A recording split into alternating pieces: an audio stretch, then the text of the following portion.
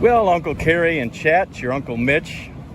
Just had lunch, and I'm going for a little walk here in Da Nang, next to the Han River. I don't know if you can see that clearly, but there's the bridge that I was talking about, the Dragon Bridge. That at 9 o'clock at night breathes fire and sprays water. That's pretty cool. And so just going for a little walk here. And tomorrow at about 11 a.m. I get on a plane from Da Nang and head back to Vietnam's capital, Ho Chi Minh, better known as Saigon. And I'll stay there, I think 4 nights, and then I fly home on Friday, October 6th, I think.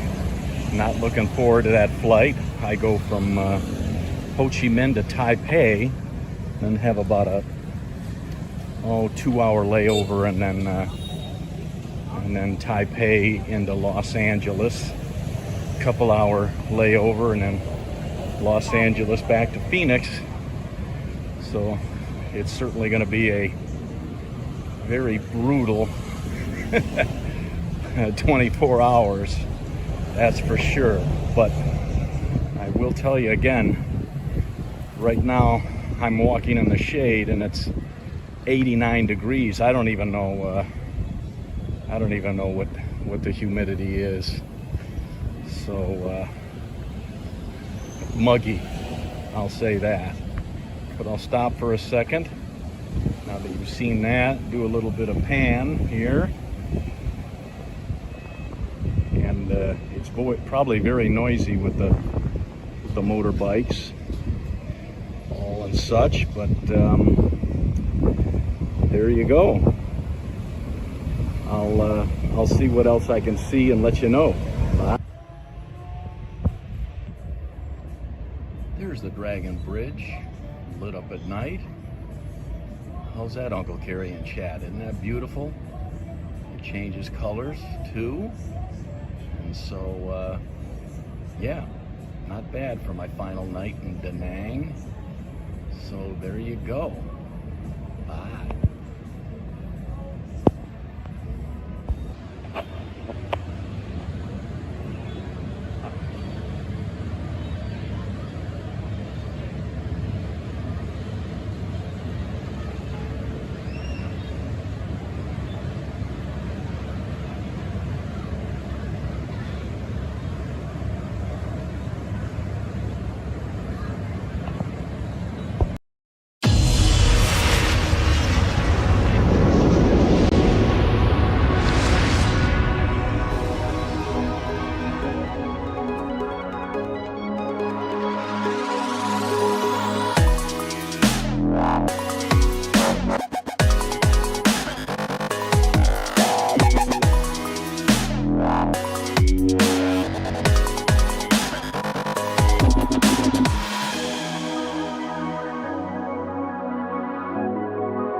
Hello, everybody, and welcome into my latest live feed. It is Friday, and there's my video. I was getting worried.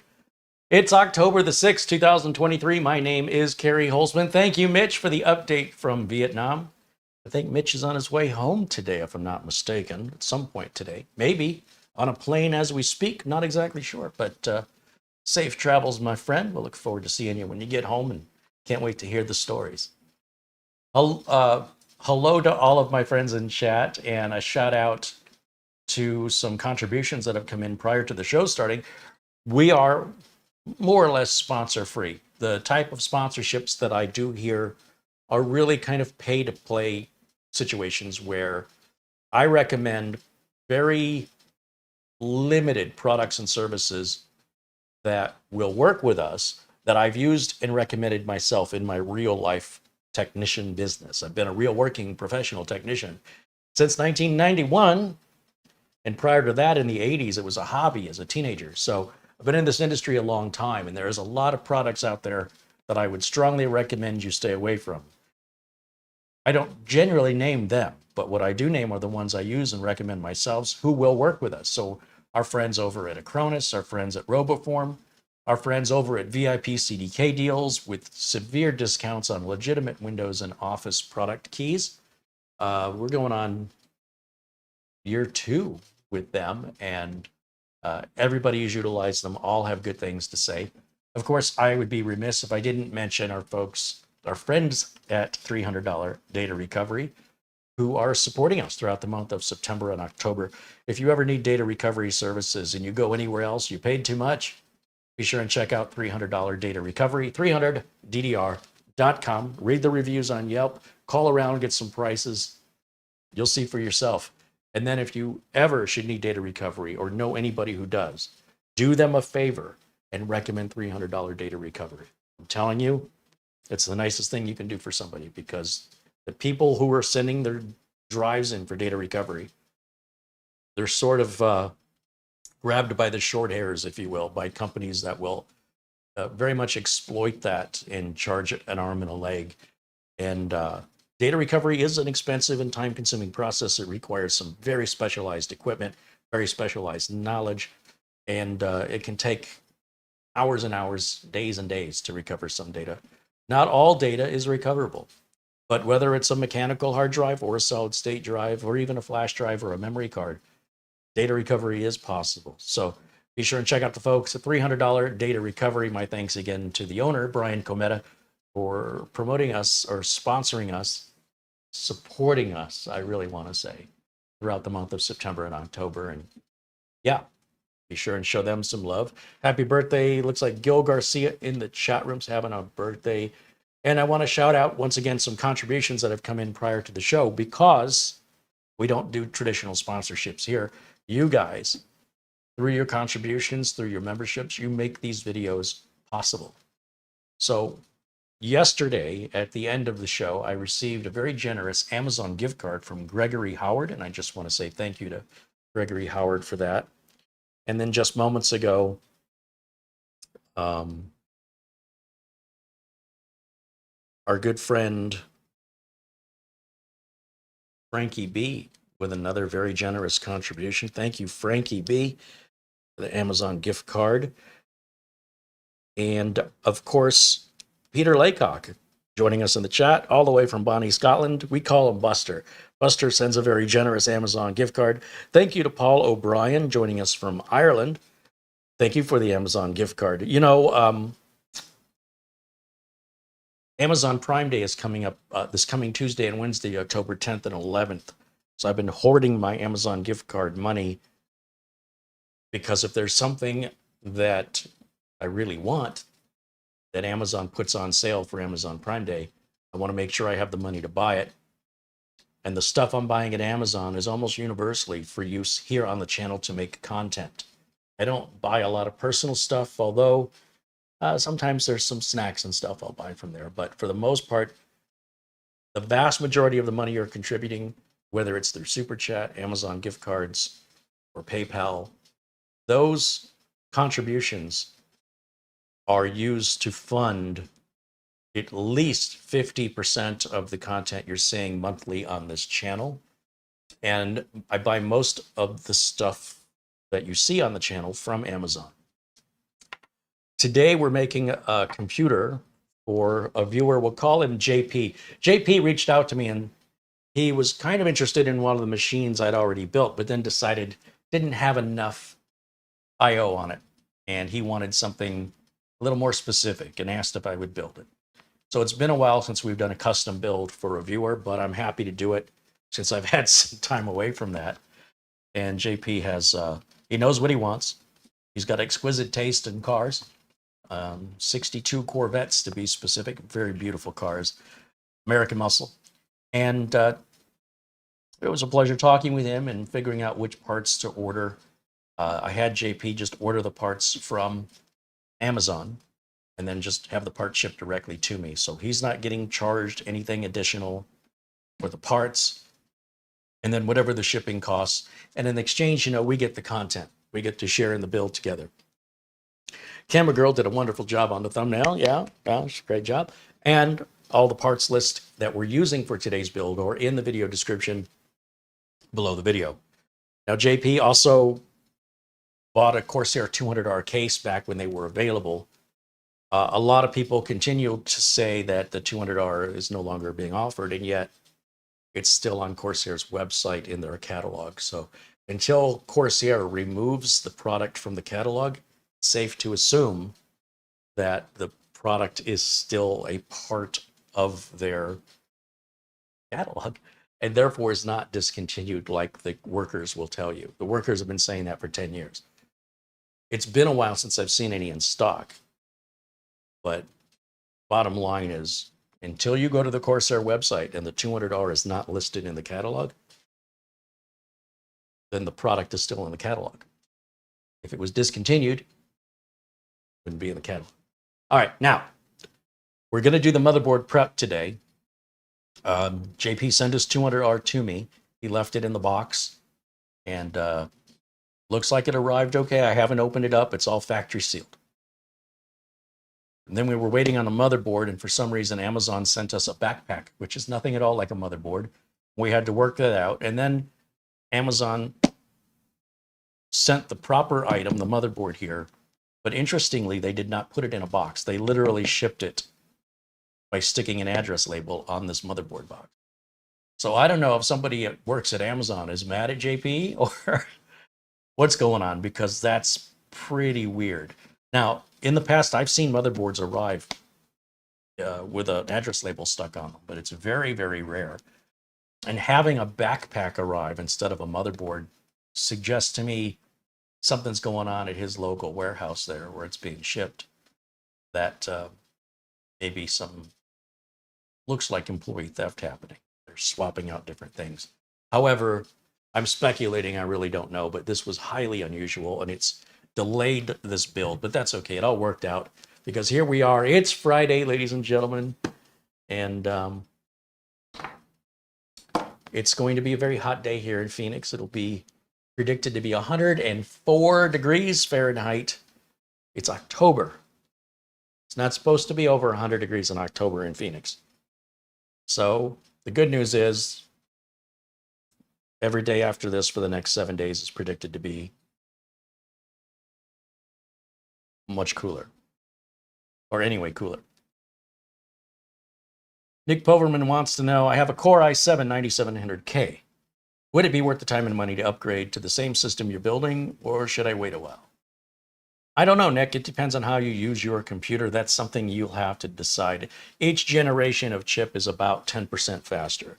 So today we've got an i5 13500, which I think is a great bang for the buck.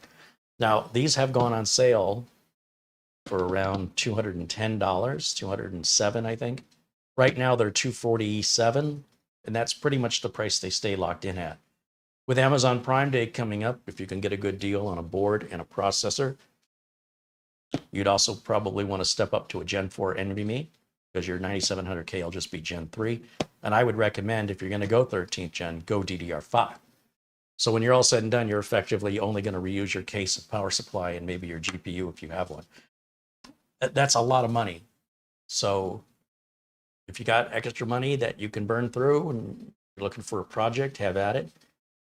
Many of my customers are running 9700Ks. This streamer is a 9900KS.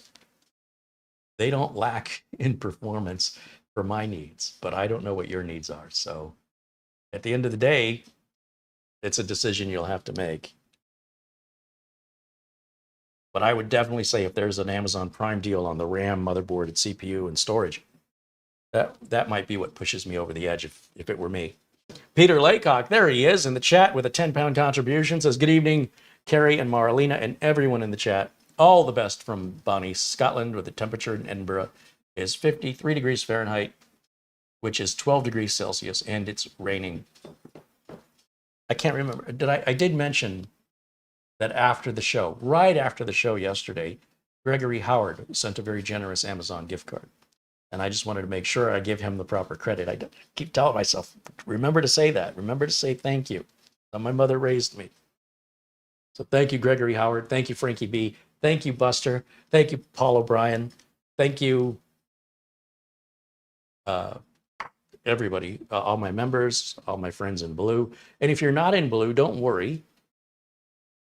If you are a regular participant in our chat, our live chat, and you're a nice person, like you're not a jerk, I know that's such a bizarre thing to say, but I have to say it. I will start to recognize you in the chat. And when I start to recognize you as being a regular participant, I will just turn you blue. That's how that happens. So just so you know, if you see the little gold badges with numbers, these are members, and the numbers, these are our members, and the numbers in the gold badge represents how many months they've been a member. But it's a little deceiving because there's not a number for every number of months. I think it goes 1, 2, 6, 12, 24, 36. So anybody who's got a 12 in their badge means they've been a member here for at least 12 months, and in some cases 16 months, because we've been offering the memberships for 16 months. That means they've been with us since day one. And it's because of them, as I mentioned, that at least 50% of the content that I make on a monthly basis is even possible without, turning over to the sponsorships where I have to promote some motherboard or some product the company wants me to push. I have to publish it by a certain date. I have to pre-record it, submit it to them for review, and then they can tell me what they want me to add or remove. And then I have to abide by that and publish it by the agreed upon date in order to receive funds. YouTube has just become a big commercial factory. At least if you're a big content creator, it's the only way you can make any money here.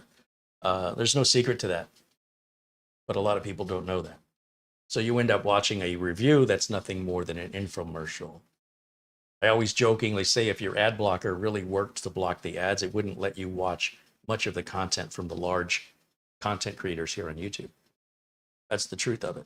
So here what we do is try and keep it by the users, for the users, by the community and for the community, not for some big corporate entity. I'm not opposed to the right deal, but that happens very rarely. And I'm so very proud and honored to have the sponsors that we have. And I use the word sponsors loosely. Sponsors offer all of you a discount. If they don't become sponsors. And I was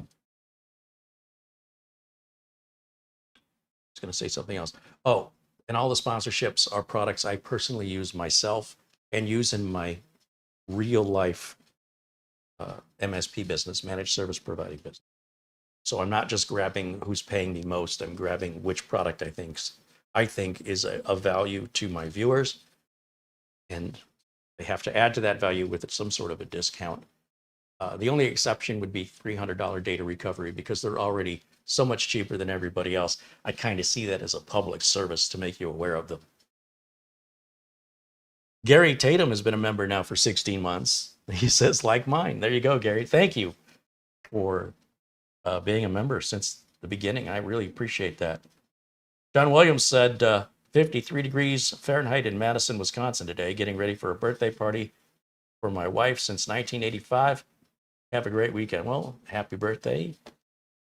And sounds like you picked the right partner if you've been together for, let's see, 95, 2005, 2015. Almost 40 years. Holy cow.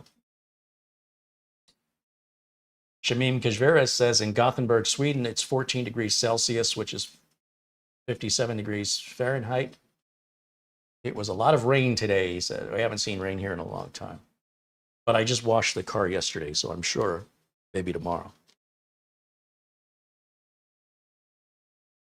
Sherry McFarland says, I wonder if the delivery person was more careful knowing it was a motherboard. Well, I'll tell you what was interesting. Not only did Amazon simply throw an address label on it, they shipped it UPS. That was weird.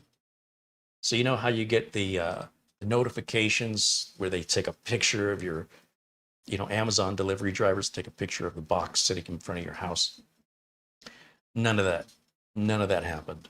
So anyway, it looks like the box is okay though. So I have no idea how they handled it.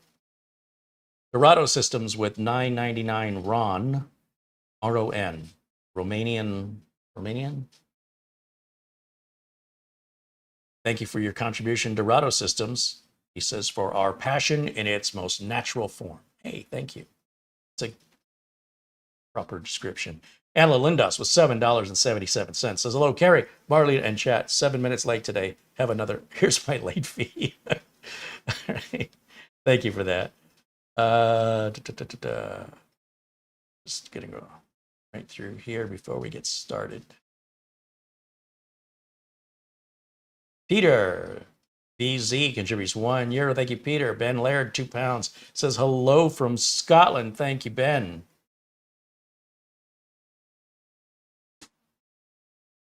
I think I am caught up. So, what's been happening with these builds is I find we generally have enough time to prep a motherboard, and then by then we're 3 hours into the show, 2 to 3 hours. And by prepping it, I mean we're going to put the processor, the RAM, the storage, the operating system, update the BIOS, and do it all outside of the box, outside of the case. That'll usually take 2 to 3 hours with me explaining everything and interacting with you. If you want to watch TV, go watch TV. I hope that people are here to take advantage of the opportunity to interact with the content creator here on YouTube. Even though a lot of content creators have live chat, very few of them actually interact with their audience. So I hope you take advantage of that. Everybody, as long as you're not a jerk, you are welcome to join us. Pop into our chat room. If you're watching but you're not in the chat, just pop in there for a second and say hello. It's really easy. Doesn't matter if you're socially awkward or shy or not very social. I'm telling you, it's worth it. In order to participate in our chat, you must be a subscriber.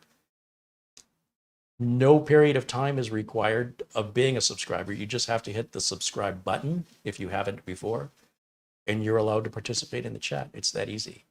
Thank you to Craig Casabona, who just contributed a $20 super chat contribution. He said, I'm so glad watching you.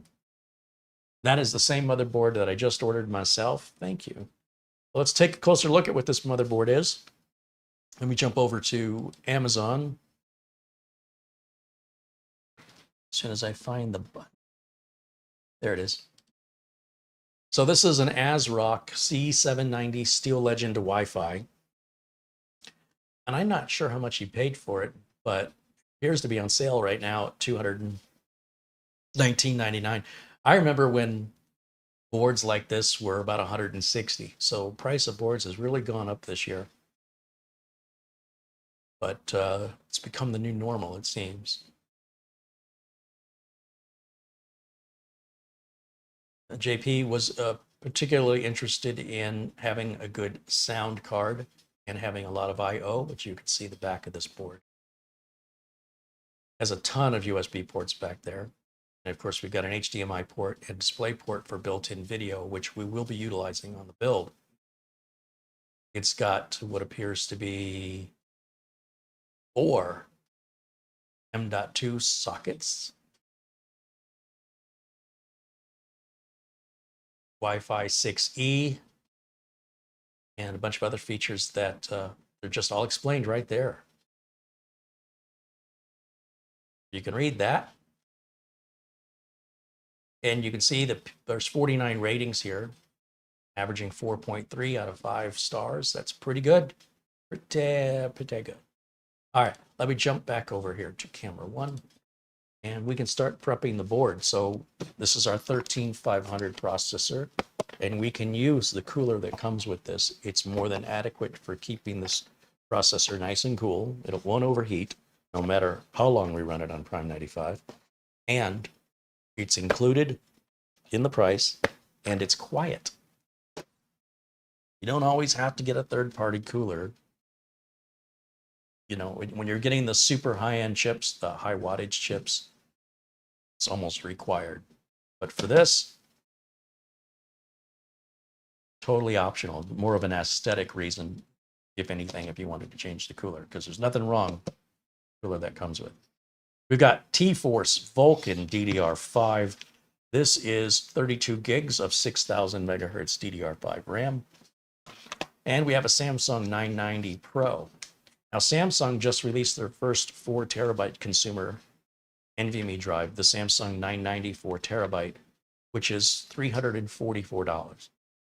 Now, just about anybody else will sell a 4 terabyte drive around $150 less or $140 less. Is it worth $140 more to get the Samsung name? I don't think so. I think our friend Planet Kraus is ordering some of those and is going to make a video featuring them. We'll see what his verdict is. I expect they're great drives, but for $344, I think massively overpriced. When it's at least $100 less, then maybe I'll consider it. But in the meantime, there's plenty of 4 terabyte drives that are just as fast, same warranty, and sell for around $200 price point. So at $344, seems like Samsung's a little out of touch, but it's a brand new product. So I imagine, you got to pay if you want to be first. Pretty much par for the course in this industry.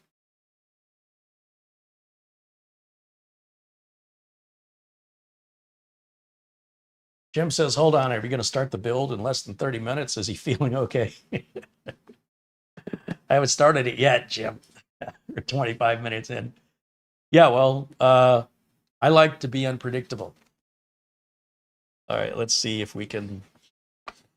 The one thing, if I had a complaint, and I do, about ASRock is that they put their motherboards in a box, which I'm somebody who likes to keep all the spare parts and everything, and I much prefer that it would ship just like this without that outer. And I know I can just throw that out, but I like seeing the make and model and everything. And Gigabyte and ASUS and MSI, it's all on this box instead of having a sleeve. I hate those sleeves. They're difficult to put back on. And like I said, I like to keep it all together, but it also means getting things in and out of the box. Once I put the box inside of the sleeve, it's kind of a hassle. But having a bunch of boxes that just say ASRock doesn't help me to identify which is which. So keep the sleeve. I know I could get a marker and write on it.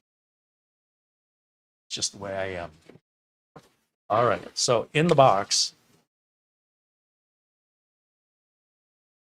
got our motherboard.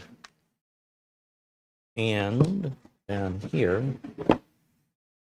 this is the tray the motherboard was sitting in. And then underneath this, we will have documentation, M.2 screws, Wi-Fi antenna, SATA cables, a postcard. I guess I could write "Wish you were here," and our user manual. You will not find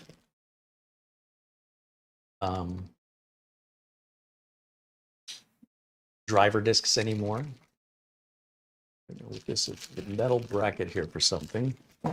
We've got some Velcro cable ties in these little bags of,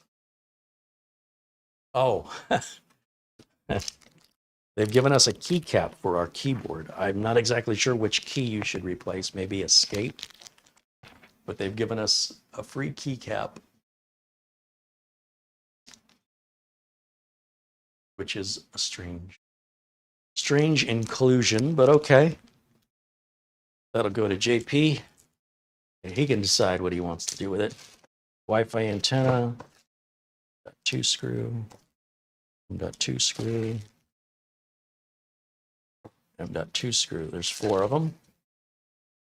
SATA cables, and this, I'd take this. That gets in the way of putting the spare parts and documentation. All go into this box. So any documentation from anything we're building, any spare screws or spare parts like the SATA cables will go in the box. He also wants a DVD drive, so we will use one of the SATA cables.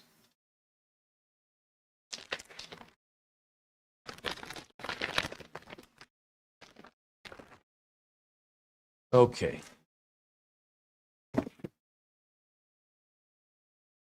Another thing I find very bizarre is how ASRock will use nylon zip ties, tie their motherboards down to the foam. I just don't understand where they think this motherboard's going to go in the box, in the anti-static bag that necessitates this overkill of protection. It's not hurting, I guess, but an added step you won't do with literally any other motherboard manufacturer. It adds to the waste in the landfill, but they're just zip ties, so I guess it's not too bad. And then we do have some plastic covering some of the heat sinks here. And you definitely want to remove the plastic because it acts as an insulator, which means that it won't cool as effectively with the plastic left on it. It's just there to protect it in shipping. It is not intended to be used with the plastic on. Not saying that you're going to damage it because you left plastic on, but there's really no benefit to you to leave the plastic on.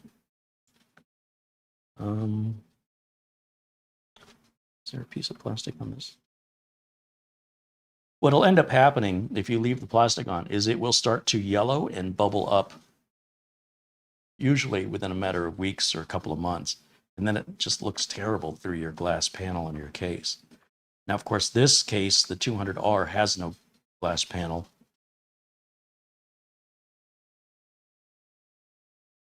But it does mean anytime it gets opened up, it's going to look terrible. It's going to look much older than it really is. Now, this giant heatsink right up here at the top, that's going to be a Gen 5 slot. And normally I like to use this slot up here for our NVMe drive. But we don't have to. We've got 4 slots total. We've got one here, and 2 under here. And then we've got an M2 Wi-Fi card that's installed there because the Wi-Fi is, that's how they've added Wi-Fi to this board. And it's already wired up to these antenna ports on the I/O shield. And then there's also this little connector right down here, which I've demonstrated on the live mixer boards, that you can buy a 13.3-inch side panel kit. They're pretty hard to find now, but they're around $100. And then you can mount the screen inside of the case, inside of the glass panel. Again, this case doesn't have a glass panel, but it's ASRock's own proprietary design. And it's basically a display port out, I guess, just a weird connector on it. And if you're interested in that, be sure and check out the live mixer builds that we've done earlier on the channel. I suppose I can just leave this like so, and I guess I'm going to take this heatsink off of here and put the M.2 screws down. I don't like leaving the M.2 screws in the bags. People misplace the box, right? Because I tell you, I would put all the spare parts in the box. And then people misplace the box. They're so excited to get their new computer. And many months or years could go by before they want to add an NVMe drive or need one of those parts. And then they can't find the box. And then they want to know, where can I get more of these little M.2 screws? And it's like, well, there are some M.2 screws that'll work sold at Amazon, but it'd be just a lot easier and less stressful if you just held on to them. And so what I'm going to do is just put them down into the standoffs, even though there's no NVMe drive we're putting in there today, so that when the time comes, if the time comes that the end user wants to add 1 or 2 more NVMe drives down here, screws are going to be right there waiting for them. They won't have to go looking. In my opinion, this is how they should ship from the factory. It would also cut down on the amount of waste. They put 1 screw in each of these bags. It's ridiculous. And you'll see the back of the heatsink has thermal tape there, which we're just going to leave on and protected. Set that right back down.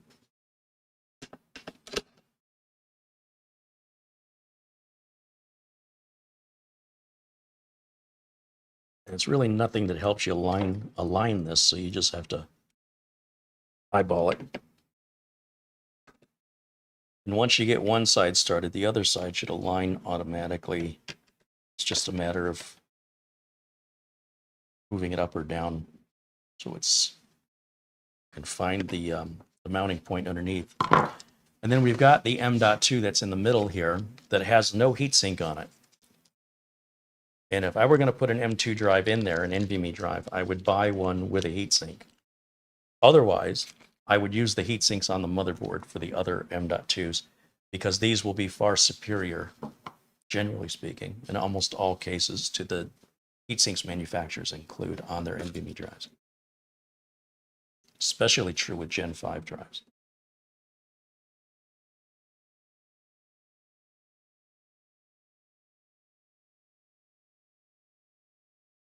All right, so if we want to use this top slot, what I'd like to do, it's got the bigger heatsink. Let's just take a look if this has 1 or 2 M.2s underneath of it. It does have 2, yes. So we do have the, there are a total of 5 M.2s, but you can only use 4 at a time.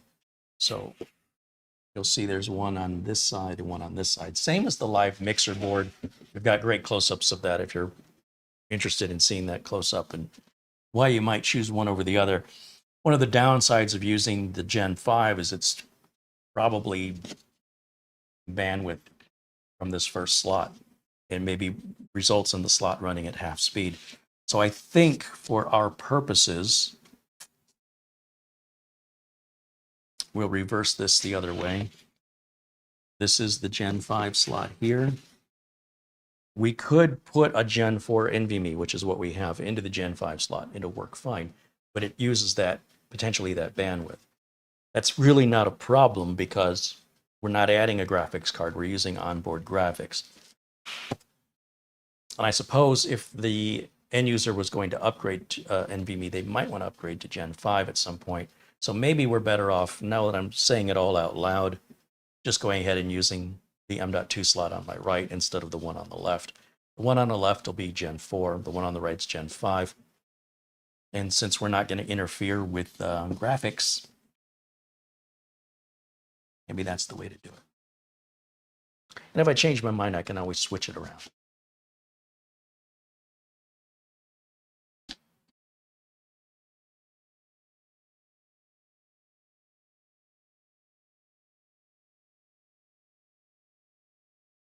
JR says, I'm nearing the end of getting parts for a build to replace my 6th gen i7 from 2016. I'm waiting for the 14th gen to drop so I can pick up a 13th gen i9 on the fairly cheap. That sounds like a good plan.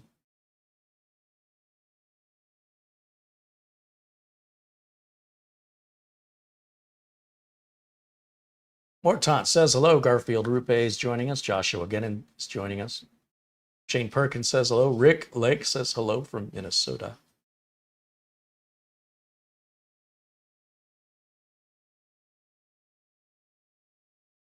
Matthew Burden says hello. Frankie B saying hello. Thank you again, Frankie, for your very generous contribution. I really appreciate it. And of course, from Buster, with, as I mentioned, Amazon Prime Day on Tuesday and Wednesday, hoarding all of that. And I hope I'm not hoarding it for no reason. I hope there's something I want on sale. And that will be more future content. Hey, close-up camera girl, I could use your help. You know, if you could be bothered.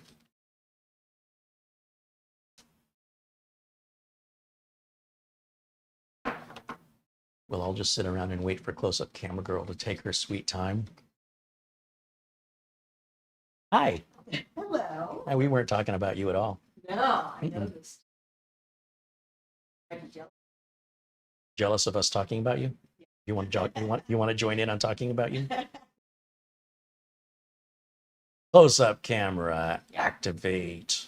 All right, come on over. What's your step? Okay. All right. This is really So here's a close-up of the board. Well, you can give them a close-up of the board. Try doing it this way.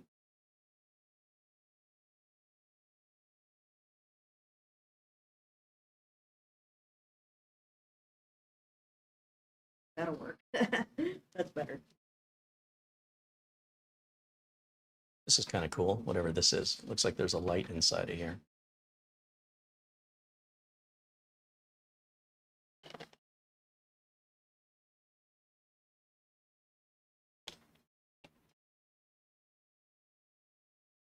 Shamim says, is there no GPU on this build? No, this is not a gamer. So we're going to be using the integrated graphics, the IGP, on the CPU, which is normal, what you'll see on these 13500s when I'm building with the 13500.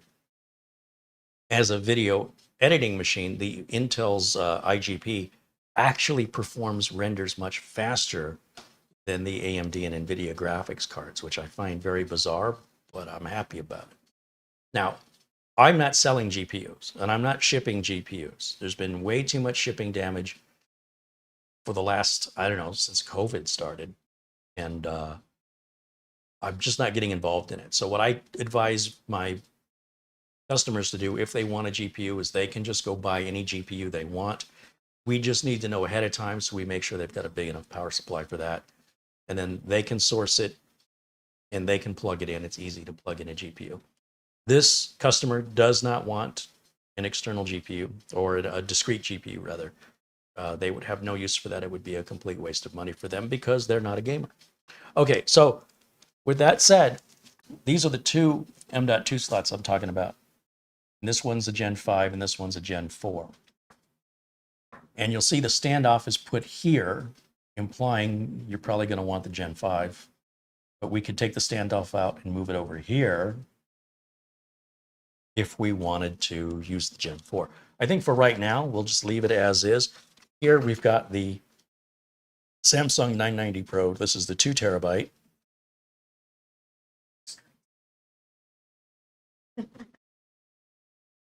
And we do everything live, unscripted, and unrehearsed. So if we get any parts that are dead on arrival or damaged, well, you're going to discover that at the same time we will. But you'll notice, after watching years and years of these live videos, that is extraordinarily rare. So I'm fairly confident everything's going to be just fine. Everything we order is solid state, so there's not a lot that can break.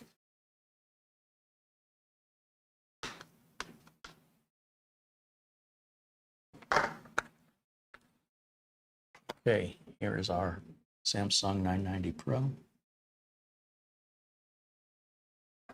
And our final M.2 screw here in this bag.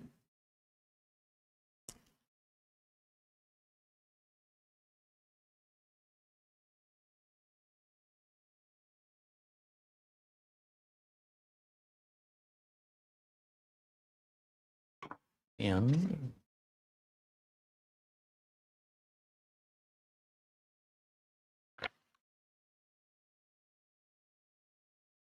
put this back in here for now.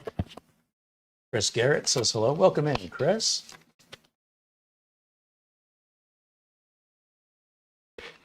Jim mentions using Instapacks inside of the case. I don't use those. I don't believe in them. However, Anthony Remus over at Remus Computer Solutions uses them, and apparently they work well for him. I just won't ship, period, machine with a graphics card under any circumstance. The last time I shipped a machine with a graphics card, I just left the graphics card in its box and included that with the motherboard box, and instructed the user that everything was cable managed. They needed to remove the graphics card and install it into the motherboard themselves. I wasn't going to ship with it on there under any circumstances. And I really don't even like doing that, because if there is a problem, then it has to come back to me with regards to any warranty on the card, because it doesn't guarantee the card won't be damaged. So I think it's best if the end user just handles that on their own, unless they're local. Now, if I don't have to ship it, if I can put it in my car and drive it over, then that's a different story entirely.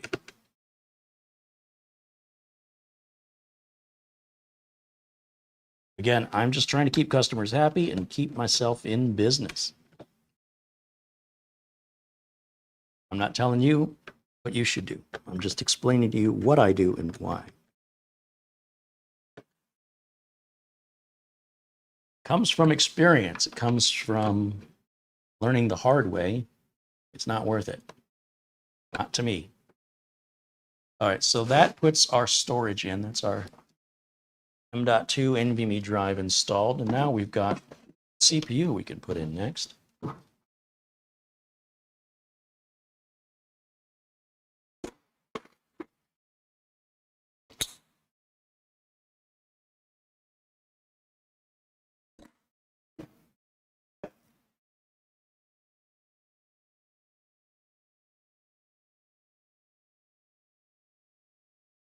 I think based on the market right now, I think the i5 13500, not the K, just a 13500. I don't think there is a K, is it? 13600K. But I think this is the best bang for the buck CPU right now. This is a lower wattage processor. It doesn't get that hot. It's still super, super fast. My 13500 build I did is the fastest video rendering machine I have. And I'm talking using the IGP, the internal graphics processor. It is markedly faster than the rendering on the NVIDIA or on the AMD graphics cards. Why fight it? My rendering times are about 75%, 60% faster using this than using the streamer beside me with the big 3070 in there. It's crazy. And I'm using CyberLink Power Director as my software, but my understanding is it's a pretty common knowledge from video renderers, video editors, that the Intel IGP works really, really well at video rendering. Arnold Schmidt says, way to go, camera girl. Nice close-ups. Focus is Thank you. off. Is it on autofocus? It's on spot focus. Not on autofocus? No. Tap the middle of the screen. Just see if that maybe draws it in. It looks okay to me. All right, so I'm going to open this lever up here. Actually, before I open it, I'm going to take this plastic cover off right now.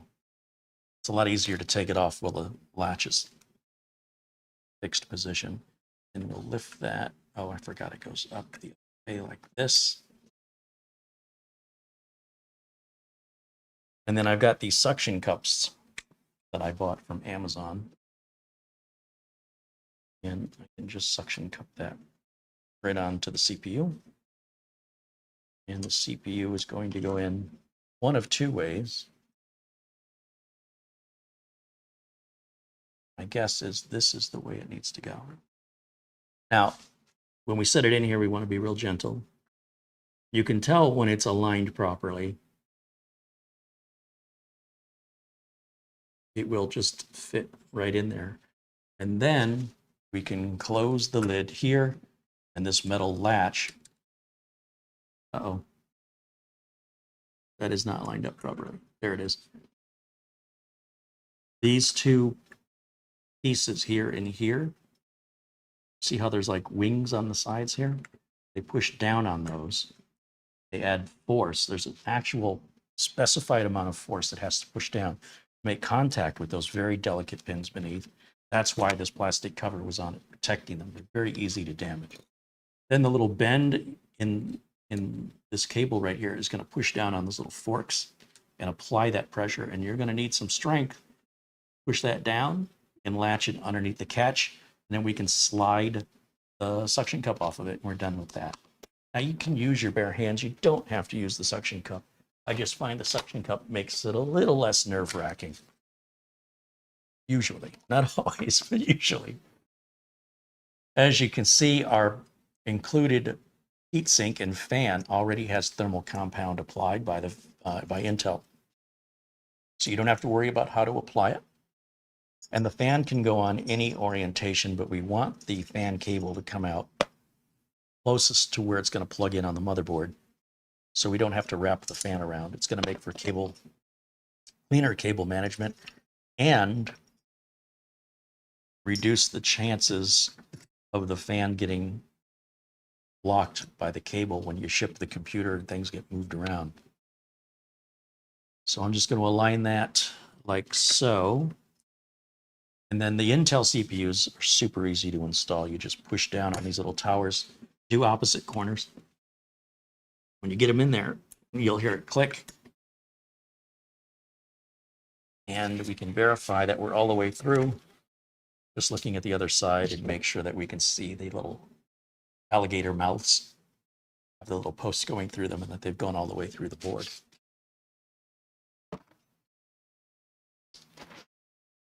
And then for CPU power, First of all, I don't like the little tags they threw on there. They don't want you throwing this in the trash.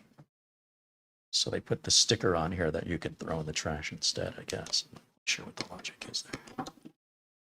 It interferes with the cable management look. So we'll get rid of that.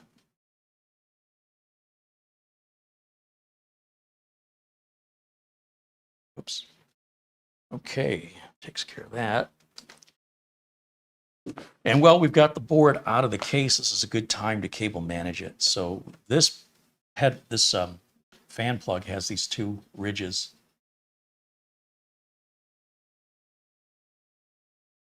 And they're going to go right around this little wall that's here. And that's how you can ensure that you're plugging it in the right direction. And then I will grab some zip ties because this is the best time to clean up or to cable manage this cable. Because once it's in the case, and especially a 200R, that is going to be a tight area to get into. I'd say impossible area to get into because the top of the 200R does not come off. So you definitely want to take care of this while you're outside of the case. Even on a case that you can get to the top of it easier, this is still much, much easier to do now.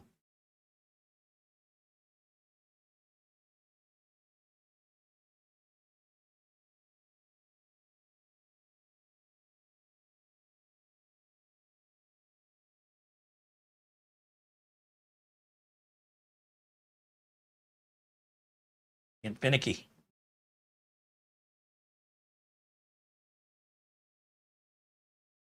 Oh no. Yeah, imagine trying to do this while it's in the case. I think I'll use two, just based on how it's looking. One there.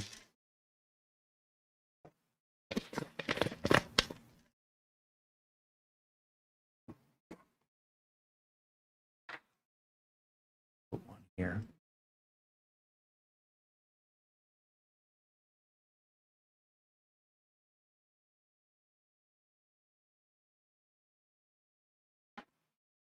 Nice and purty. Look at that. Nice and clean. One less cable we'll have to manage later. I'm all for that. And we can put RAM in. I'm going to open up all the RAM retention levers here. And if you look really closely, somewhere on the board, you should have a diagram showing us recommended pair of sockets to use first.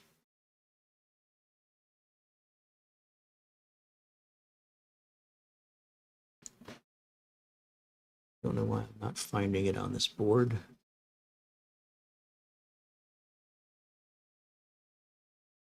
You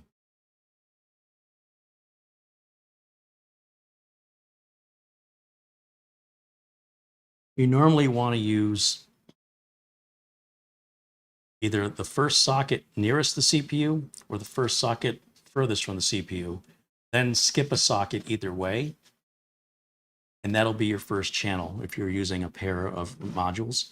Some motherboards like Gigabyte, they don't care which pair you use. Others have a recommendation, although it's not a requirement, that you use one pair first. And I will go with that recommendation, and it's normally etched in writing on the board near the RAM sockets, but I don't see it on this board, so I'm going to refer to the manual.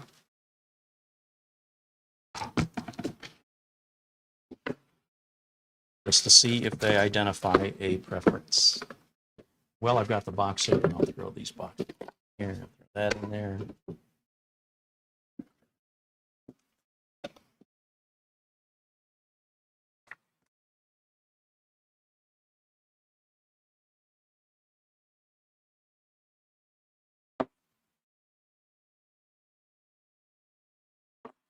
Okay, so this right here tells you recommended memory configuration. If you have one memory module, put it in B2.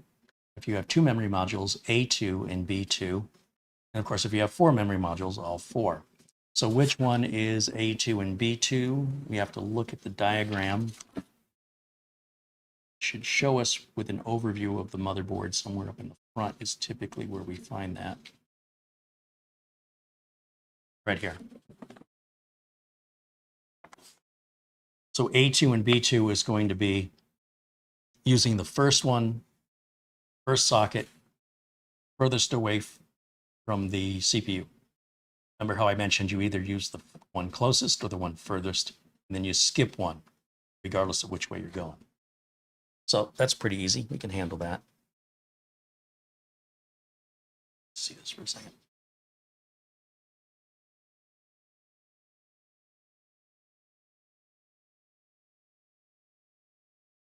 Yeah. All right. So furthest it will be.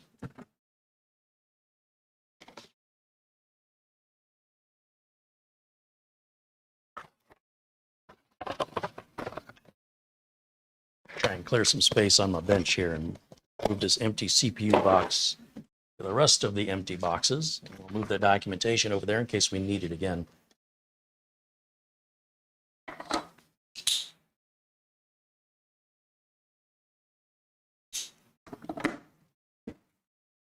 All right. Old Man 55 says, wow, Carey's reading a manual. Well, I mean, I was looking at the pictures. Yes, never too proud to read the manual, but only if I have to. I don't do it unless I need to. Okay, so here's our RAM. We get a Go Faster sticker. Stick that here in the motherboard box. I will let the customer decide if they want to put stickers all over their computer. Now, DDR5 looks exactly like DDR4, but it is different, and DDR4 RAM will not fit in the socket for DDR5, nor will DDR5 RAM fit in a DDR4 RAM socket. They are not compatible. Now, the RAM does, much like DDR4, only go in one direction. And it wants us to start with this socket on the, closest to the camera here. But if I do that, then it'll block your view of me putting in the one further. So I'm going to do the one further first for your benefit. And I just align that. Looks like it's got to go this direction. Align it into the track. And then it should go in very easily. You should not need to use any force. Now, when it's aligned, we can use some force to push down with our thumbs one corner, and the other corner is required a bit of force, and you will hear them click into place. That's 16 gigs of RAM.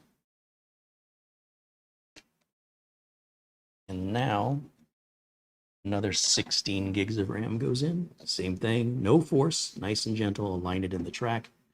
Then, right, it's in the track. Ugh, boy, that one's tough. All right, now we are ready for our power on test.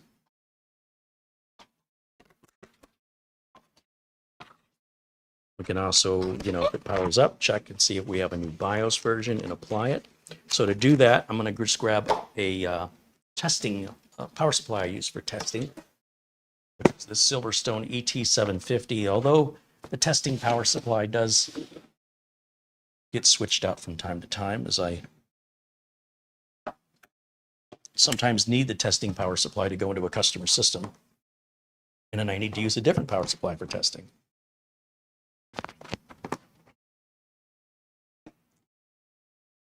We've got the two EPS power connectors here.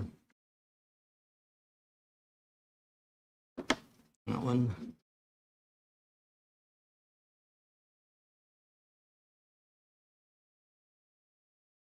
These two go together.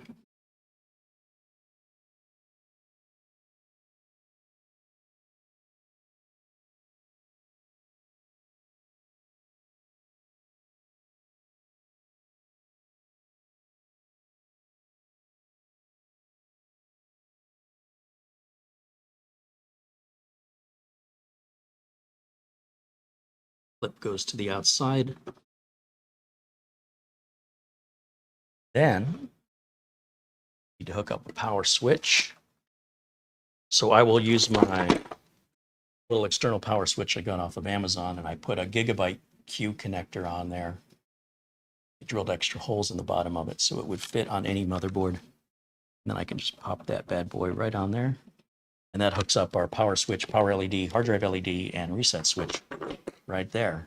It's great for diagnostic and temp use. And then finally, let's see, we need a keyboard and a mouse. Of course, I have down here in the usual place. There. I'm going to step around.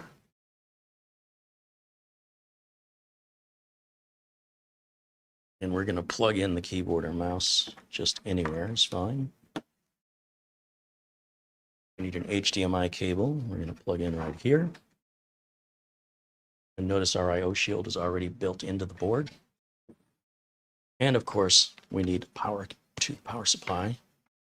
And finally, we flip the power supply switch to on, and you'll see things light up, which again, really won't be seen in a Corsair 200R, but some people are totally into that. Like me. Yeah, like you. Camera girl like shiny things. All right, so I'll tell you what, let's go back over to camera 1. All right, thank you. You're welcome. And turn the close-up camera off. And turn the HDMI input on. I will put camera 1 up here in a corner. There, looks good. Okay, are we ready?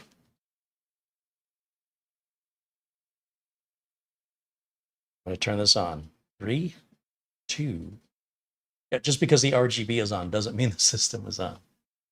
Yeah, the RGB stays on when the system is off. All right, so we'll hit power button. Blue light comes on. CPU fan spins. The very first boot up may take 90 seconds, 2 minutes, as the BIOS is determining what CPU we've put in there, what RAM we've put in there. It's got to read the RAM timings from the JDEC that's on the RAM and then apply them to the BIOS and restart. And if those timings are correct, then we get a power on self-test or a post screen, which looks like it's happening now. Boilerplate stuff here, folks. Pretty standard procedures all the way around. No surprises. So far, so good. Now we can look at this version of BIOS. It shows version 8.05. And I can go over here on the streaming computer and look up, just Google basically the model. So Z790 Steel Legend Wi-Fi. No other manufacturer can use that name, so I don't have to specify ASRock. The first link that Google offers us takes us directly to ASRock.com for this motherboard. And I can share the screen with you.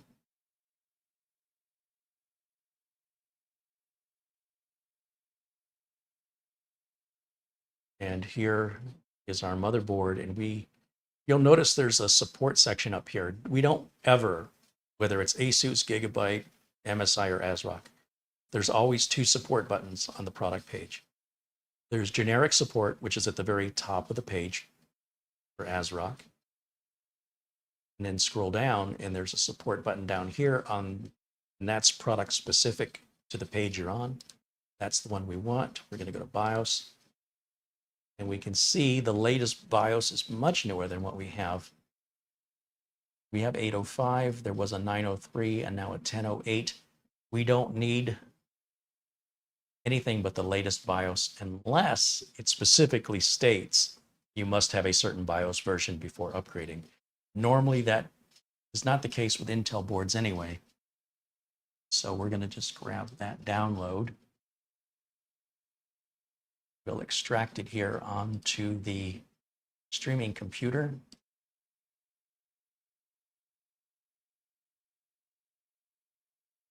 And what I'm going to do next, back over on camera 1, full screen here for a moment. I'm going to grab a small flash drive. The smaller, the better. And a few years ago, a viewer sent me a little box of these 2 gig, really super cheap, slow, super thin plastic flash drives. These are 2 gigs, and these are ideal for flashing BIOSes because some motherboards may not see flash drives that are a certain size, bigger than a certain size. And we also want to make sure that we don't format this in a format that the motherboard BIOS may not see. So you generally want to be in a FAT32 format or a FAT16 format. The older the motherboard is, the more likely you need an older flash drive to update the BIOS on it. So rather than guessing, I just always use the old flash drives because they always work even on the newest motherboards. The vice versa is not true. So I'm going to plug this back here into the streaming machine.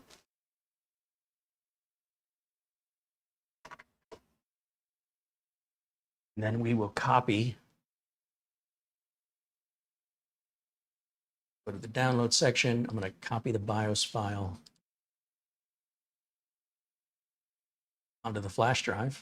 The BIOSes are small anyway, so it doesn't matter that it's a slow flash drive because we're not copying a big file. That would take a while.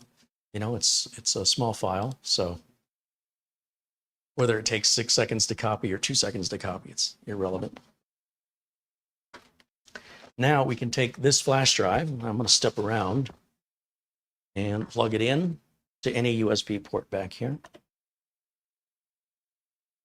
And we'll give that a second to initialize. Sometimes you have to reboot. Most of the time I've found you don't have to reboot. We're going to go back over to the HDMI input. We go full screen here so I can see it the way you guys at home can see it. We're going to go to Instant Flash. Please suspend BitLocker. Make sure you've already stored and backed up the recovery key. All right, we're not dealing with any of that now. So continue, yes. It finds the BIOS file automatically because that's the only readable storage this has. The brand new NVMe drive has never been partitioned or formatted. So there's nothing for it to read there. So it automatically finds the BIOS file. We hit the update button. Are you sure? Yes. And it says after pressing enter, the system will automatically reboot. Please wait a few seconds and the BIOS update will continue. Okay.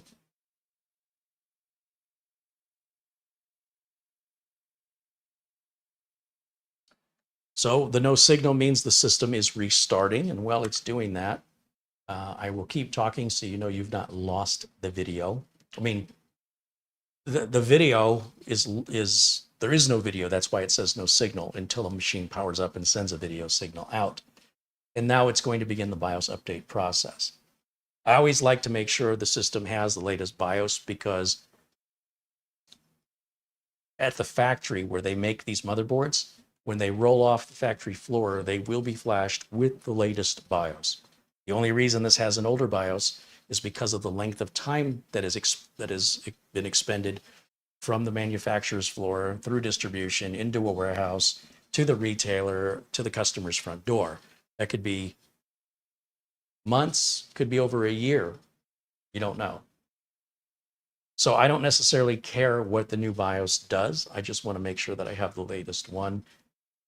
Rather than being reactive and getting a support call that this BIOS update addresses, I would prefer to be proactive so the customer never experiences the opportunity to experience whatever the BIOS addresses is removed as an option. So while we don't know for sure that this BIOS update would ultimately affect this customer, I know by updating it, it definitely won't. Does that make sense? I'm gambling, putting the statistics on my side that there's less chance of a support call and trying to walk a customer through a BIOS update, given that this is going to be shipped out of state. And I don't know the BIOS process for each model of motherboard in each manufacturer, and I cannot do it remotely, not easily. So this is standard procedure for my business. It's my own business policy. And that's how we do things here, and that's why.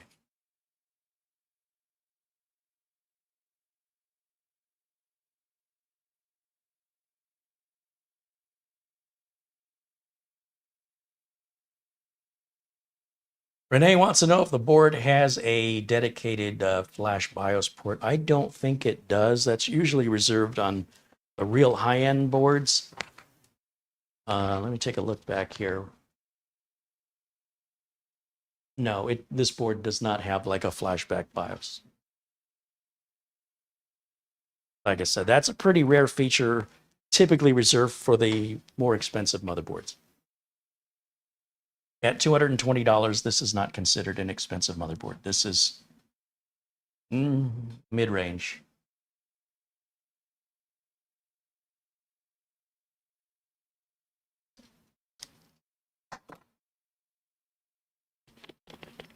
Okay, we're doing our first reboot.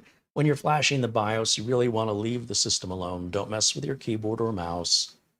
If you're somebody who has impulse control problems, walk out of the room, use the restroom, get yourself something to drink, relax a little bit,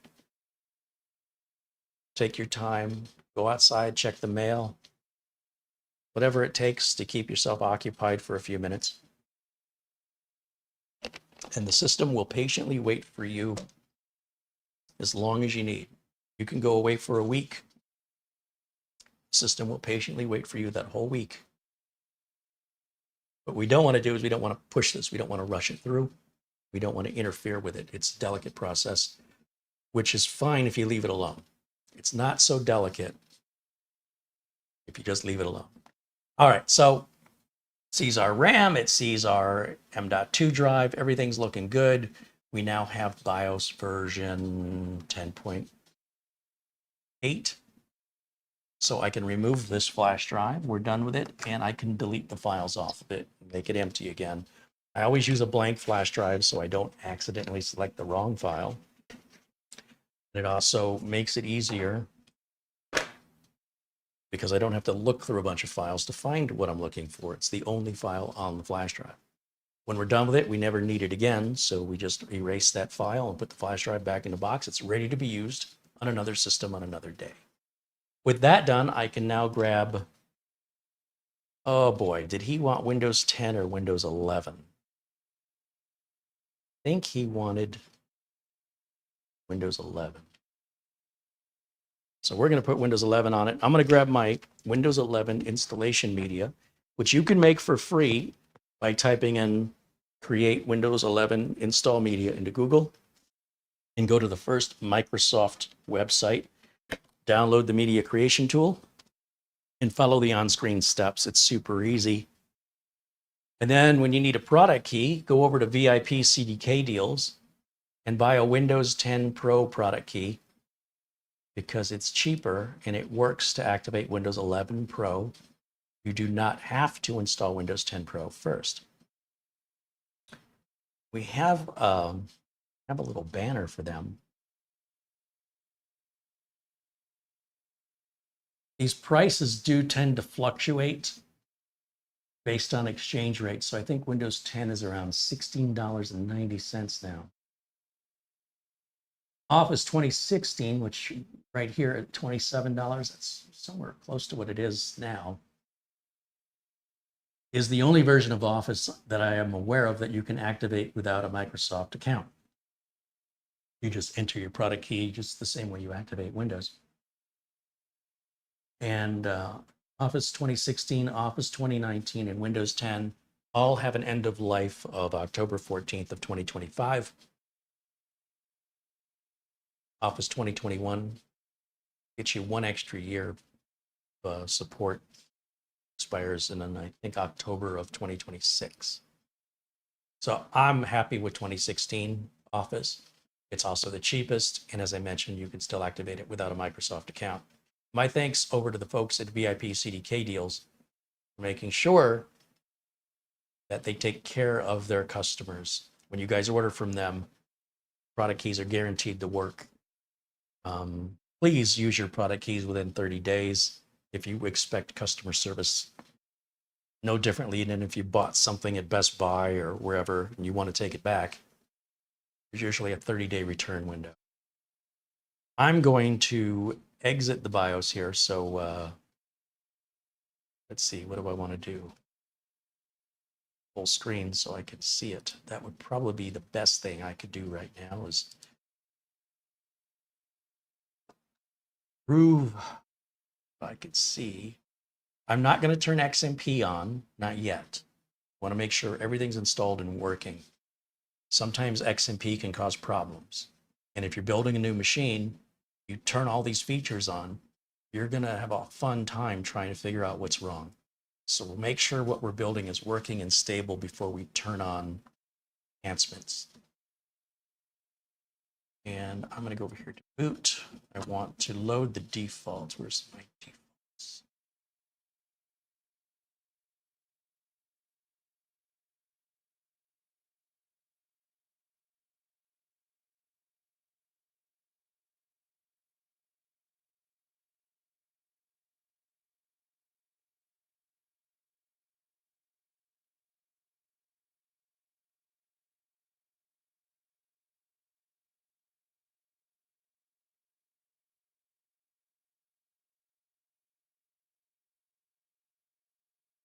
Easy mode. Cooler set to auto. Let's see where loading the BIOS defaults is.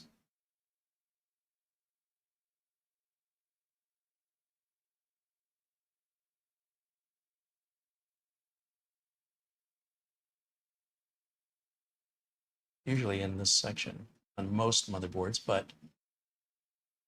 ASRock seems to have moved it.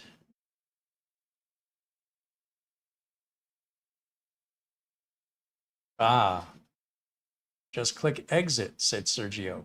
You are correct, sir. That's what I was looking for. Thank you. Load UEFI defaults. Yes. Save changes and exit. And now, when we reboot, it's going, the only bootable device I've got in there right now is the Windows 11 install media. So that's the only thing it can boot from. So if we just let this go ahead and reset itself, which is what it's doing right now, we'll get back to the power on self-test screen, and then we should start seeing the little toilet bowl flushing that is the Windows loading graphic. Here we go. Come on, toilet bowl. Apparently it made a change and it's rebooting again. It's fine.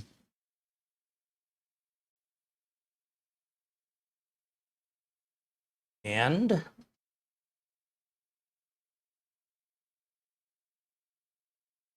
toilet bowl. There it is. See, it's flushing.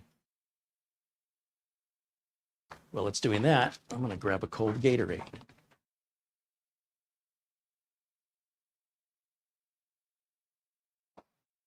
Oh, of course, it probably instantly loaded the minute I walked away because the system is fast.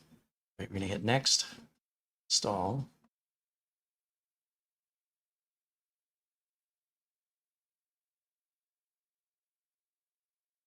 Right now I click I don't have a product key. That's standard on all systems I build. We want Windows 11 Pro. That will be the product key we're adding later. And then agree to the license agreement. Custom. If you're installing if you're making a new computer, upgrading a computer, only plug in your main drive that you want to boot from if you have other drives. Leave all the other drives unplugged right now. That way you will not mistakenly install on the wrong drive. And now it's going to partition that drive, format those partitions, and copy over all the files necessary to install Windows 11 Pro.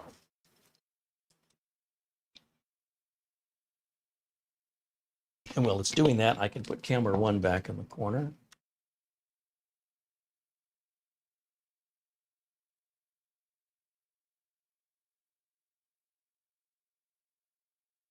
And take a look at what you guys are saying in the chat room here. Ranting Greek Gamer wants to know, are BIOS updates a safer process nowadays? Yes, of course. They've, like everything else with technology, it improves and gets better and better. You don't want to lose power while you're updating a BIOS, but it's almost impossible to put the wrong BIOS on.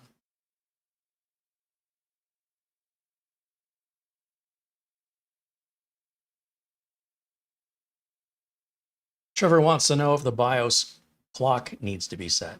I strongly recommend you do not adjust the date and time in the BIOS. As long as you're within the right year, leave it alone. Windows, when it installs and we get to the desktop, it's going to synchronize and automatically set the date and time, which sets it in the BIOS. Too many people have fat-fingered the date and time in the BIOS, and in some cases made their motherboard unbootable, which I've covered in previous videos. So if you want to, don't let me get in your way, but you'll never see me do that. The BIOS update, or the BIOS time rather, is usually about 12 hours off from where I am in Phoenix. It was set at the factory in Taiwan.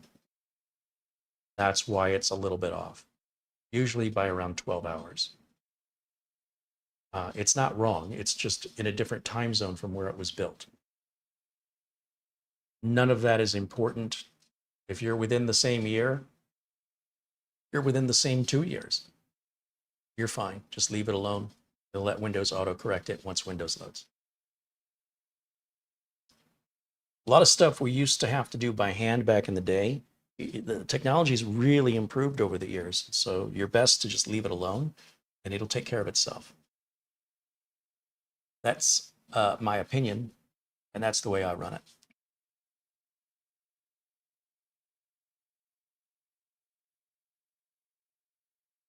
Okay, you see how fast this is installing. It's happening quick.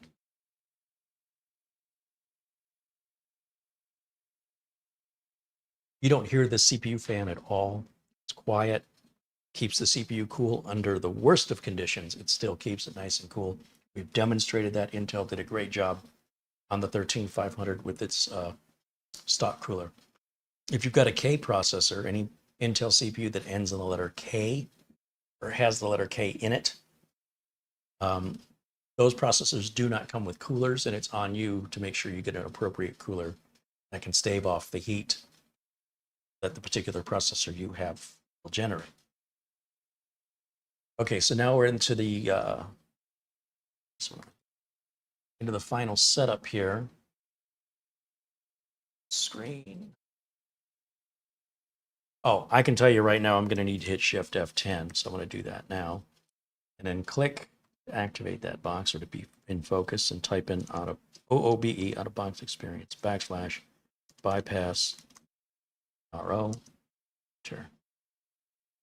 Now this customer wants me to put in their account. They have a Microsoft account, but I'm not going to do that live on camera where you all can see it. So we're going to just follow an offline account.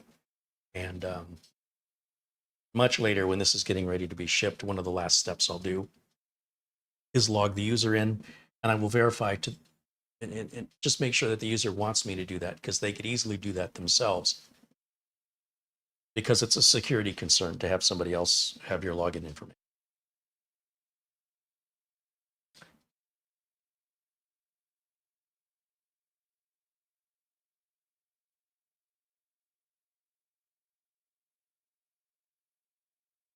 So now that we've done the bypass NRO, that does a registry entry and then reboots the machine.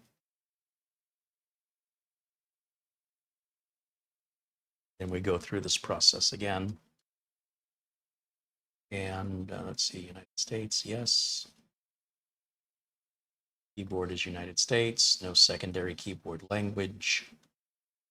Don't have internet, continue with limited setup. I'm just going to put the word user in here for now, leave the password blank.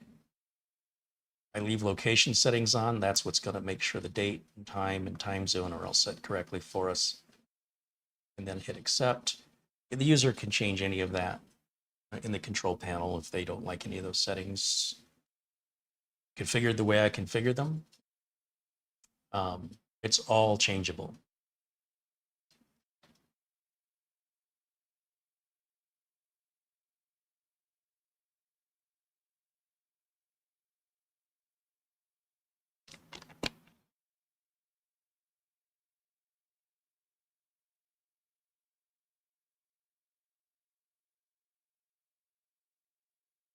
Once we get to the Windows desktop, then I'm going to plug the internet into it, and we'll hit Windows Update and grab whatever updates are out there. It's all standard practice. If you've been watching my videos for a while, you should be able to predict every next move I make, as I do every machine the same way. And I'm always consistent regardless. It could be a used computer I bought off eBay. It could be an old computer that comes in for repair. It could be a brand new build that's $10,000 or a brand new build that's $800. They all go through the exact same process. I put the Windows 11 on the server we repaired yesterday and follow the exact same process. Okay, so now that we're at the desktop, I'm going to step around. I'm going to remove my Windows 11 install media. I will plug in the internet. Now, we may not have this driver installed by default. On newer motherboards, there's a good chance that Windows doesn't detect your network card, and therefore it won't work. And in those cases, I have a USB network adapter I can plug in, or as you noticed when we fire it up, it offered us to connect to Wi-Fi. So if your motherboard has built-in Wi-Fi, a lot of times the Wi-Fi drivers are pretty universal, and that will work.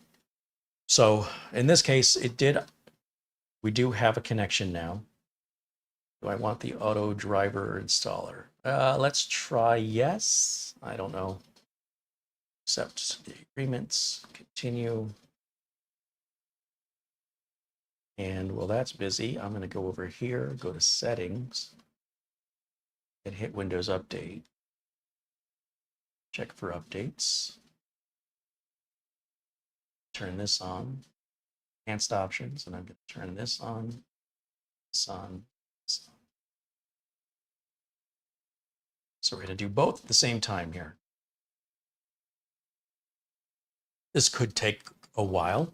So if you have any questions, anything's on your mind, this is the time for us to interact.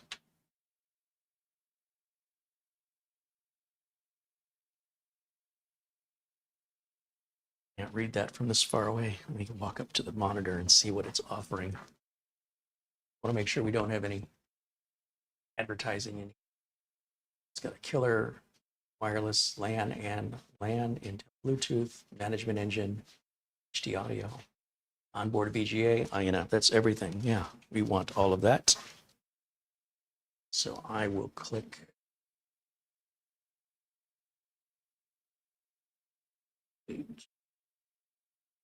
system may reboot. That's fine.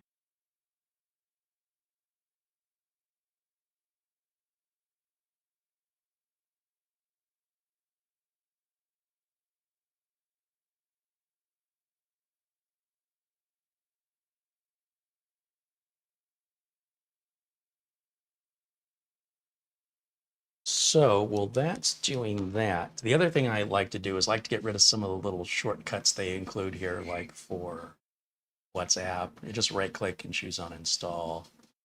Right click on Spotify, choose on install. And if the customer wants any of these back, they can just download them from the Microsoft Store. They don't cost anything. It's just clutter. It's not really taking up much in the way of resources. It's not really bloatware, but it's definitely unwanted clutter.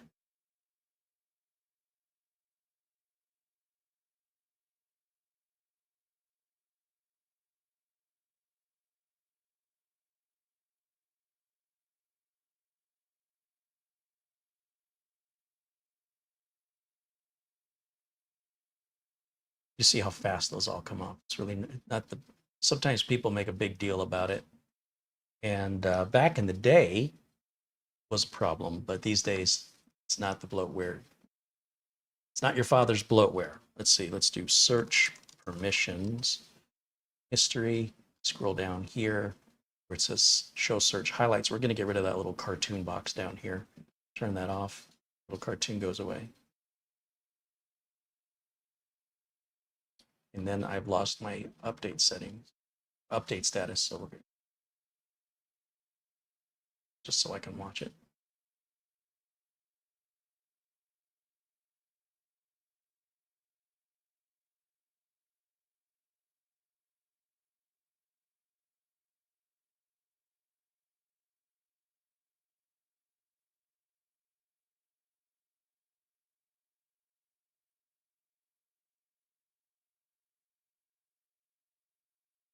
Andy says BIOS updates can include security enhancements. Correct? Yes, this is correct. BIOS updates typically can improve performance. They can improve compatibility with things like RAM. They can also add some features and improve existing features of the BIOS and include, quite often, it's quite common there to be some security improvements. Generally, when we do updates of drivers, if we do any updates at all of anything, we're generally doing them for three reasons: performance, security, and enhancements to the features. New features are being sometimes. That's typically what an update does, whether it's a driver update, a program update, or a BIOS update. Sometimes they do all three. Sometimes they only do one of the three. Just depends on the company and that specific update.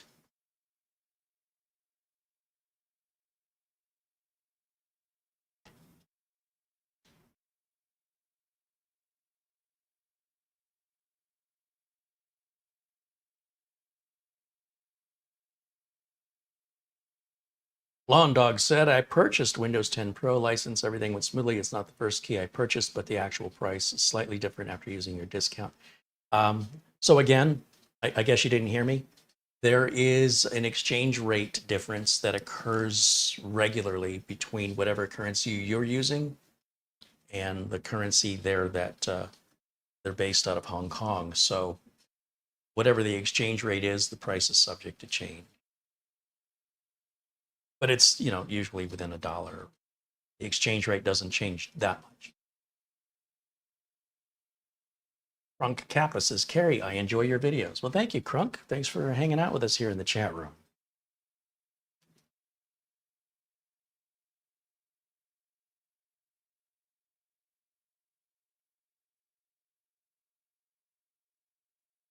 Chris says, don't forget to adjust sleep mode. Oh, good catch, Chris. That's a good thing.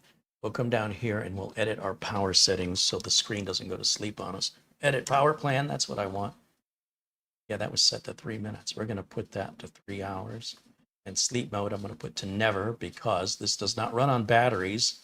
So unless it runs on batteries, sleep mode doesn't really make any sense to have turned on.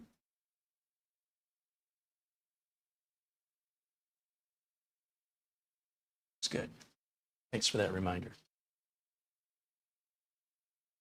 John Downey wants to know there's a Windows setting to automatically update BIOS and drivers. No, you wouldn't want that because it could interrupt what you're doing. It could make a mistake and get the wrong BIOS or the wrong driver and render your system useless. If you don't know how to do it, leave it alone. That would be my best bet. If everything's working, don't fix it. I do these steps as a precautionary measure because I have to support what I sell, and I'm trying to reduce the likelihood of a support call. The reason you would do it at home wouldn't match that. I would not consider it a necessary thing. Nothing for you to have anxiety or worry about.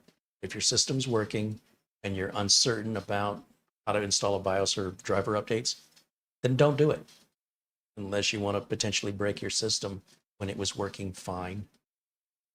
It's not that important.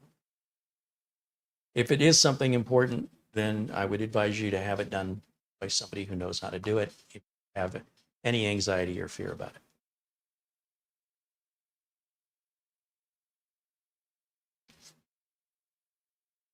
Shamim says Theo Joe shared in one of his videos how to make a shortcut to the BIOS on the desktop. Yeah, you can do all kinds of things like that. We've covered that here on the channel before. I don't know why anybody would need to go into the BIOS that often. Seems like you're just somebody that just wants to create issues. If you've got your system running and it's stable, then I recommend using your system. Stop tuning it and start using it. It's like somebody who just tunes their car but never drives it. So I don't think having a shortcut to the BIOS on the desktop is a smart move because that implies to me you're somebody who's going into the BIOS, in my opinion, way too often. But it is your machine and you can do anything you want with it. Typically, you're seeing me go into the BIOS on new builds and on repairs. I want to make sure that everything is set up correctly and has the latest and greatest. And then you won't see me ever go in there again. it's done. Peter VZ with a €1 contribution in Super Chat. Thank you, Peter.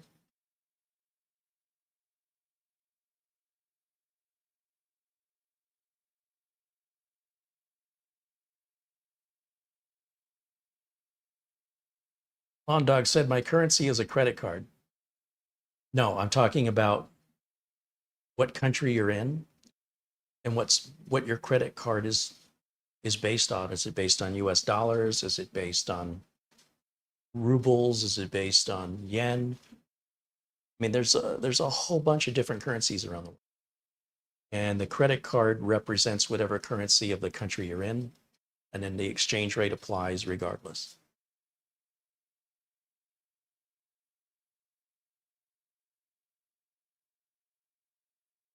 Sergio said, it is usually safe to use a motherboard's auto driver installer, but I wouldn't recommend third-party ones.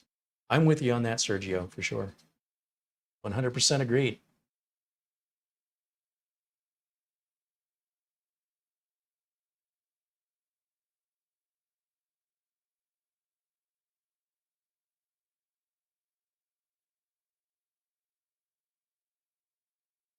I'm just looking through your comments here in the chat as we're waiting for these downloads. So if you have any questions, anything's on your mind, this is a good time to ask while I'm paying attention to the chat room. 3D Everything with a $20 super chat. He says, good to catch a live stream. Sometimes work gets in the way, as we all know. Thank you, Uncle Carey. Well, thank you, 3D Everything. Luckily for me, this is my work, part of it.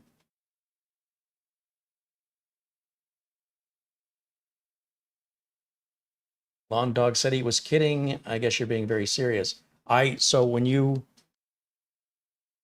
I can't tell when you're kidding. If you're talking to me face to face and you're making a face, but it's all good. I'm glad that you've made a successful purchase and that your machine activated, and I appreciate the update.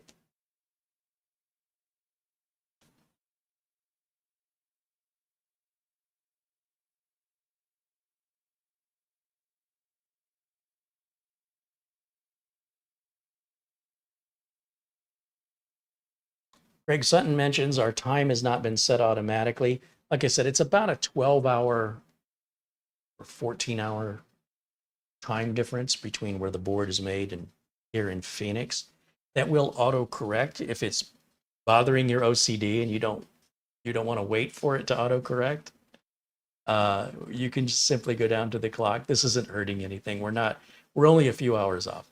But we can hit adjust date and time if it's bugging your OCD. It's triggering you, and just turn it off and back on again. And then you'll see up here that will automatically rewind back about 14 hours. We're tying up our internet connection with 2 downloads at the same time. So this is not exactly the most responsive. If we just leave it alone, after a couple of reboots, it'll auto resolve itself. But again, if you're one of those people where you've got to have it right now exactly the way you need it, they do make pills for that. I'm just saying. But it will eventually take care of itself. Now, and we do have the adjust for daylight saving time automatically. I would normally turn that off because here in Phoenix, we don't honor daylight saving time. But this machine is going out of state, and pretty much every other state does honor it. And out of courtesy and consideration for the customer, we're going to leave that on. It's downloading. Download failed. Do you want to retry? No, I'm just going to let that.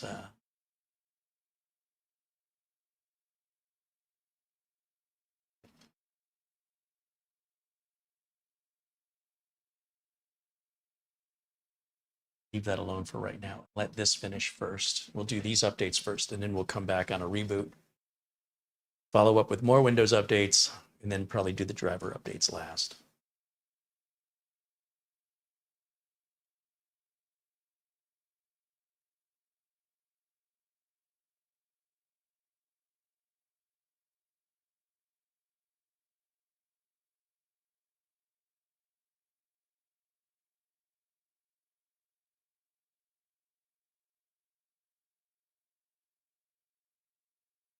Accordius Technologies said the internet has caused many anxiety. I built 7 systems using a 13th Gen i5 with a 500 watt power supply, and someone's comment said it's not enough. I'm using the integrated graphics with no add-in cards. A 400 watt power supply would be enough. You really, in my opinion, need to consider the source of information, some rando online, especially the more they want to tell you you're wrong, are likely wrong. So, yeah, always consider the source of information. If it's not a reputable source, I would be very skeptical and verify anything myself. I've built many, many systems with 500 watt power supplies that don't have integrated graphics. And I can tell you, using a kilowatt meter, you can plug in one of these devices right here. You buy them off Amazon for around 20 bucks, 25 bucks.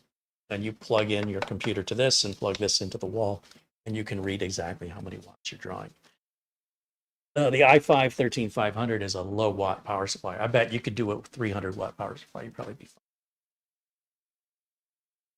Gordon wants to know what wattage power supply would I recommend for a 12th Gen i9 running 3 out of the 4 SATA drives and an NVIDIA Quadro Pro P4000 GPU.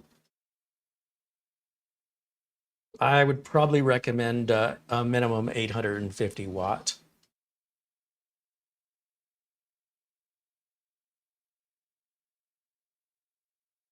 Shamim wants to know, what do I think about gigabyte GPUs? I remember you said your first option would be EVGA and then ASUS. That was for support reasons. I've used some gigabyte GPUs in the past. They've been fine. I don't have anything against them. If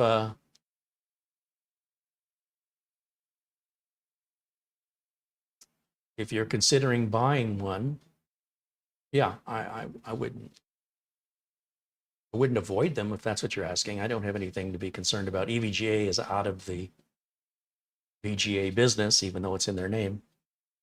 So there's no video graphics coming out of EVGA anymore. That means you pretty much have to choose somebody else. So at the end of the day, I recommend you read reviews, compare prices, compare warranties, and then decide which one's right for you. We're waiting on a restart. Let's go ahead and start. And Peter Laycock said he's going to bed. It is late out there in Scotland. Thanks for hanging out with us today, Buster. And we look forward to seeing you again soon. And thank you for your continued support and generosity.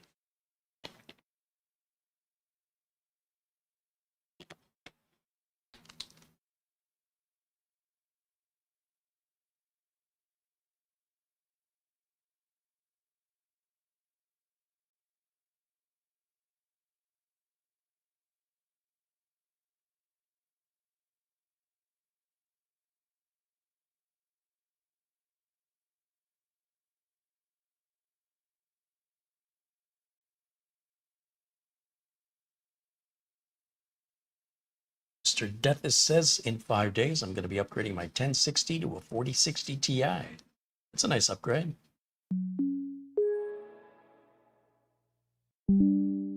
Okay, so let's see. Running back over to Windows Update.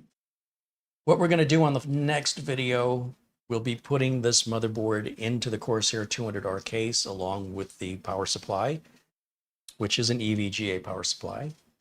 And then there's cable management that'll be done off camera. Oh, and we've got to add the DVD drive and get that cabled up as well. And then, as I mentioned, off camera, I'll do cable management. And after that, it can be put back into the case box. And then I take that over to FedEx along with the motherboard box, which will have all the documentation, spare parts, power cable, etc. And that gets placed into a bigger box and laid flat. We put what we call RAM pack, or the brown paper material around it for cushion. And then it goes off to the customer via FedEx ground, which I have found to be the most affordable way to ship a computer. Especially, you know, we're looking at a 22-inch cubed box, double-walled, It's going to weigh about 45 pounds. So it's probably going to cost, with insurance and paying for the box, it's going to cost somewhere around $120. I'm going to guess right around 120. Ron Barnish says he's been a member for 13 months now. Right on, Ron. Thank you for that. Thank you for being a member all this time.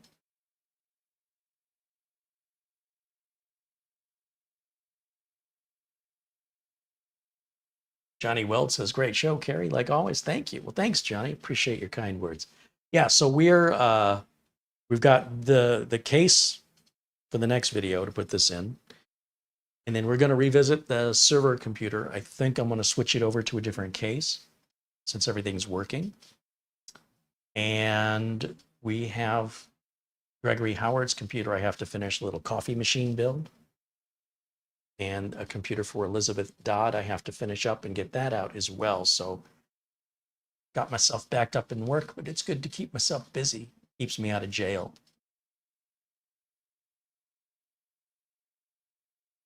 And then there's a couple other projects that are channel projects that, given time, I'll get back to.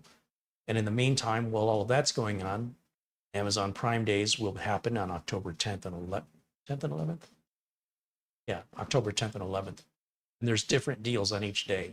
It's not like all the good deals are on day one and there's no deals on day two. And they also have a layaway plan, so you can do your holiday shopping now if there's something you see as an ideal gift for somebody, but you don't have the money to pay for it yet. You can put it on layaway, and then that gives you time to pay it off in time for the holidays. If you see something that you're considering buying on day one of Prime Day, I suggest you buy it because it will likely sell out and won't be available on day two, and the price will not get cheaper on day two. Day two will offer some additional items that were not on sale on day one. So don't think that just because you went there and checked it out, there's no point in going back the next day. They do want you to come back, and they're giving you reasons to come back by offering different deals. And they often sell out. So, like I say, if you don't have the money, layaway is a good way to consider. If you use my link on Amazon to any Amazon link any Amazon product link for any of the products listed in my video descriptions, they take you to Amazon, and I make a small commission on any purchase, even if it's not that item my link takes you to. So let's say you click on the power supply link, takes you to Amazon to the power supply page. And while you're at Amazon, you do a search for something you wanted to buy, and you buy that instead. Because my link took you to Amazon, I make a small commission from your purchase. It's anonymous. I don't know who makes the purchase, and I don't know where the purchase is going. All I know is something was purchased, whatever it was, for this much money, and this is how much commission I earned, and that's how I know how much Amazon owes me. And then there's a 30-day return period or return window. So Amazon has to wait for that 30 days to expire. And if the product wasn't returned, then 30 days after that is when I get the commission. And Greg also mentions, know your prices. Just because an item is on Amazon Prime Day doesn't mean it's a bargain. This is true. You can go to camel.com as one example to look at what the lowest price that product has been to determine if it's a good price or not if you don't know. Zvi Manor says, if the RTX 3090 graphics card is malfunctioning, it is. It is worth trying to repair it from Tony at Northwest Repair. Okay, I appreciate the tip.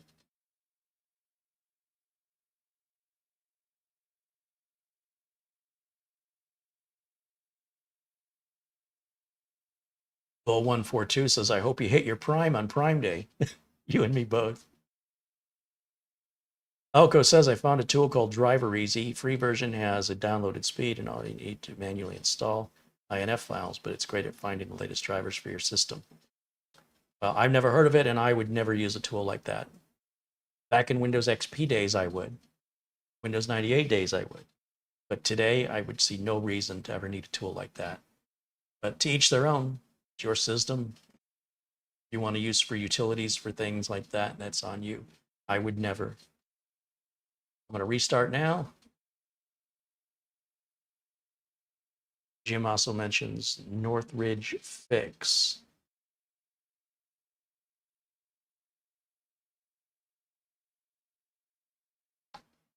What's with the North and the names of these repair places?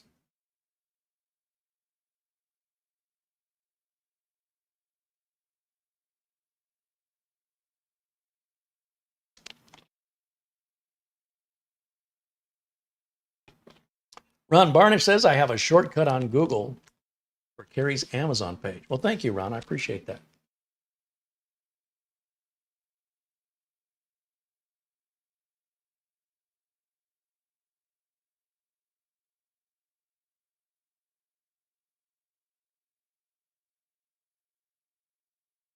We're about 10 minutes away from being on for 2 hours. I really do like to keep the shows around a 2-hour length. Sometimes we go to 3 hours when it's justified or when I have more to say. I think today will likely end right around 3 o'clock since everything is pretty much boilerplate at this point. And the next step, of course, will be another 2 or 3 hours involved getting the system in the case, and the power supply, and the DVD, cabling it all up. So we'll save that for part 2 of this video. If there's any final things on your mind or final questions you want to ask, strongly encourage you to do so now as we wrap up. When this is finished, we're going to, continue doing updates until there's no more updates available. We'll download those driver updates using the ASRock tool. And then the system gets powered off. We're not going to activate Windows until the very last step before it gets shipped to the customer. That's because if anything should go wrong, I don't, like, let's say the motherboard fries out on me for some weird reason. I won't be able to reuse that license key once I activate it. It gets tied to the motherboard for life. So that'll be one of the last steps I do before I ship the computer. Shamim says, thank you for today, Carey. Have a nice weekend. Well, thank you, Shamim. You too. Jim KJ3N provides a link to the Northridge Fix YouTube channel. I will have to look into that. Thank you, Jim.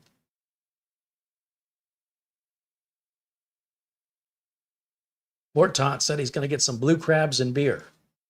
Oh, blue beer sounds terrible.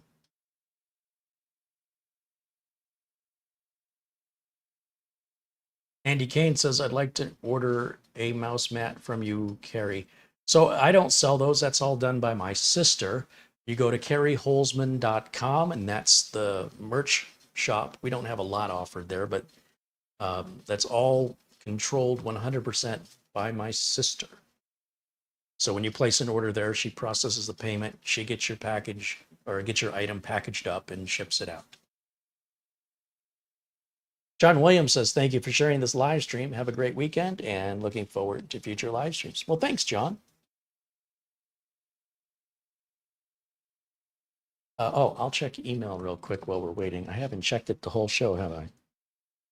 Except right at the beginning.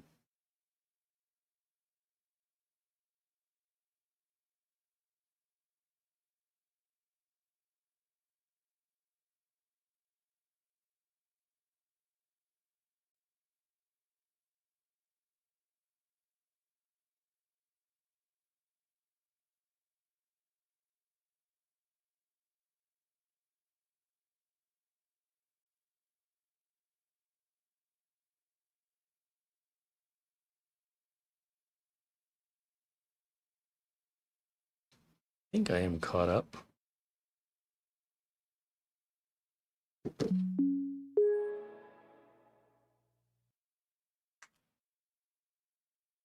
Back over to Windows Update again.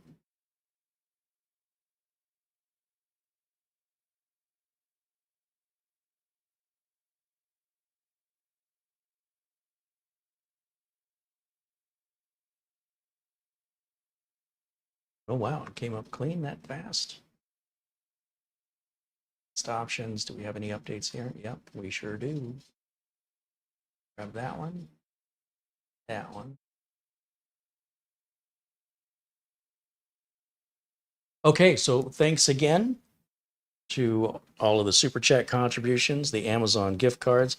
Super shout out and thank you to Frankie B., Peter Laycock, and Gregory Howard for their extreme generosity. Thank you to Paul O'Brien for the Amazon gift card as well. And we'll go back through those Super Chats here real quick. I will shout out a thank you to 3D Everything, Peter VZ, Dr. Bill with a $5 super chat. Looks like I missed that one earlier. Sorry about that, Dr. Bill. Thank you for the super chat contribution. Thank you also to Craig Casabona and Dorado Systems for their super chat contribution. Thank you to Gary Tatum for renewing his membership now on month 16. And of course, thank you to Alan Lindos, Peter VZ again, and Ben Laird, as well as Aaron Warner, who became a new member, and Lewis Krupp, who became a new member to our Tech Club. Thank you for joining the Tech Club and supporting the channel. I appreciate you guys very much. And for all the Super Chat contributions, thanks to each and every one of you and the Amazon gift cards. As I mentioned, 50%, at least 50% of the content I make is made possible through your contributions.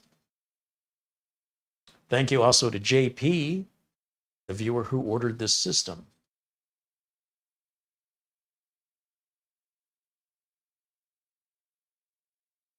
And allowing us to film it. Andy Kane with a €10 super chat says, thank you for all your help. Right on, Andy. Well, thanks for hanging out with us.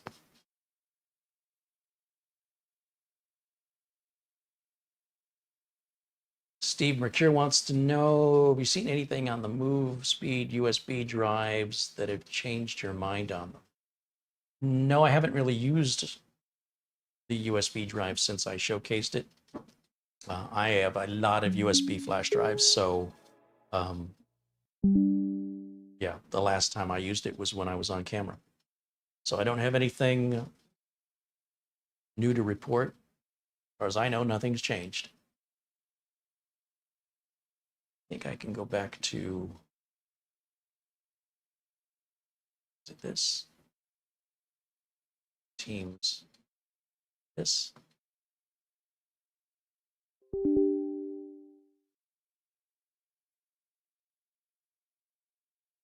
Select all, update. We'll let those update. Yeah, riveting video, isn't it? Yeah, exciting stuff. We go full screen on camera one here. Peter VZ has renewed his membership now on month 4. He says, thank you for the live show. I appreciate it. Thank you for supporting the channel. And thank you for being a part of our tech club.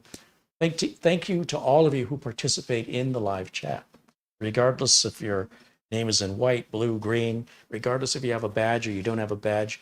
You know, the community is really the gold of this channel. The thing that's the most valuable to me isn't the content, but it's the community. And I thank you so much, each and every one of you, for being a part of this amazing community we've created. Thank you to Camera Girl for the close-ups and the thumbnail and video description. Thank you so much. And again, thanks to $300 Data Recovery for supporting us this month. Be sure and check them out at 300ddr.com. I'm not sure when we're going to do part 2, possibly over the weekend. I always do members only videos every Monday at 1 o'clock Pacific time. So if you're a member, please join us. These are much smaller viewed videos. They are never made public, and it's for us to hang out. They're very informal, and you get to see what's going on behind the scenes, what I've got coming up that week, as well as much more personal videos usually, because it's a smaller crowd and we can talk about things that aren't necessarily for the general public. So I hope if you've recently become a member, you go back and see the members only shows you've missed. They are always available to watch for members only and never available to watch for the public. That's just an incentive to encourage people to support the channel, to give them a little something, since they're giving me a little something. And I will look forward to seeing the members on Monday. We're not completing any builds, like I'm not going to do a part 2 and then make it members only, unless it was members only to begin with. So don't have to worry about missing a part 2 if you're not a member. That will be the finish of this will be public. All right. So thank you again for joining. And I just see there's Oystein. Thank you to Oystein for all of your generosity as well. Watching us from Norway. Mats Olav Rickardsson. I just saw him in there just now. Joining us from Sweden, right? Sweden. And if you enjoy the content, please be sure and hit the thumbs up button. Be sure to subscribe and turn on notifications if you want to be made aware anytime new content is posted. That'll wrap it up for me for today. I will see you all again very, very soon. And until next time, bye for now.